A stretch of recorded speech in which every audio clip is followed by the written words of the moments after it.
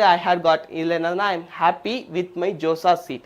I do not want to participate in CSAP special round. Do I need to register? அதாச்சும் எனக்கு வந்து நான் சந்தோஷம், எனக்கு ஜோசால கிடைச்ச சீட் எனக்கு ரொம்ப ஹாப்பி. நான் CSAPல பார்ட்டிசிபேட் பண்ணியே ஆகணுமா சார்னா தேவையில்லை மை டியர் ஸ்டூடெண்ட்ஸ். அதுதான் வந்து சொல்லியிருக்காங்க. who have accepted and paid the partial admission fee against the JOSA 2025 allotted seat do not want to participate are not required to register. இப்போ நீங்க பார்ட்டிசிபேட் பண்ண வேண்டாம்னா ரெஜிஸ்டர் பண்ணுங்கிற அவசியம் கிடையாது.